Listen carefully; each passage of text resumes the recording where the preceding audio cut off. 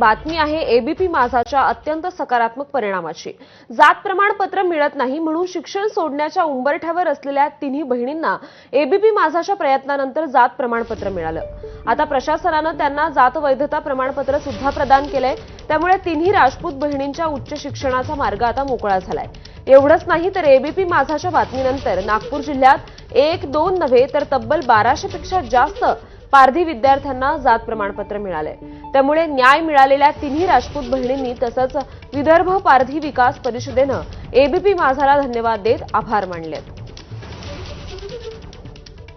जात प्रमाणपत्र मिळत नाही म्हणून नागपूर जिल्ह्यातील 3 विद्यार्थिनी शिक्षण सोडत आहेत अशा आशयाची बातमी एबीपी माझाने 16 जानेवारी रोजी दाखवली होती आणि त्याच्यानंतर नागपुरातील महसूल प्रशासन खळबळून जागं झालं होतं। आपल्यासोबत शिवानी राजपूत आणि तिच्या बहिणी आहेत। अखेरीस प्रश्न सुटला आणि कायमचा प्रश्न सुटला।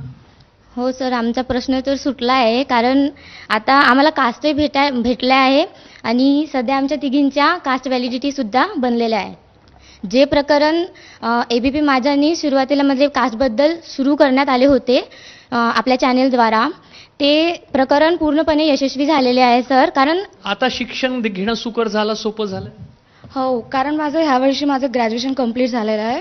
नंतर मला MBA करायचं आहे, तर माझ्याकडे कास्ट व्हॅलिडिटी नव्हती। त्या कारणाने मला MBA मध्ये प्रवेश बी भेटला नसता आणि मला त्यामुळे 1-1.5 लाख मला फीस बी भरावी लागली असती। पण आता माझी व्हॅलिडिटी बनली आहे, त्यामुळे मी आता भरू शकते।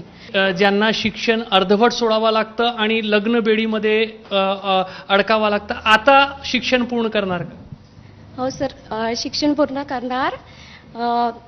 खूप मोठी जी अडचण होती ती म्हणजे सॉल्व झाली आहे आता। आणि एक अशी अपेक्षा आहे की आमची तर आता कास्ट व्हॅलिडिटी बनली, पण आमच्या समाजातील ज्या अजून काही विद्यार्थिनी आहे त्यांची पण कास्ट व्हॅलिडिटी बनली पाहिजे, ही अपेक्षा आहे समोर जाऊन। किती गांभीर्याने तुमच्या समस्येकडे प्रशासनाने लक्ष घातलेलं आहे? अनेक वर्षांपासून प्रलंबित प्रश्न होता पारधी समाजांचा, ज्याच्यामुळे अनेक पारधी समाजांचे विद्यार्थी शिकू शकले नाही। आणि या एबीपी माझ्यांनी आमच्या गावावर या 3 भगिनीचं वृत्तांतर दिलं।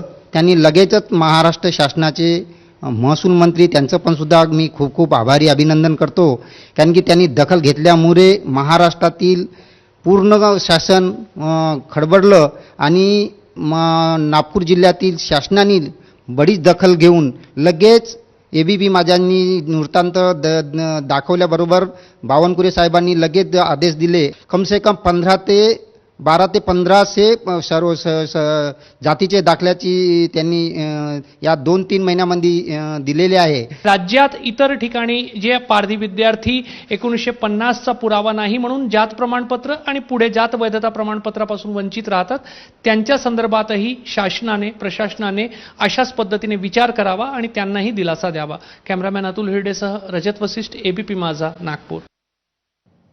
आणि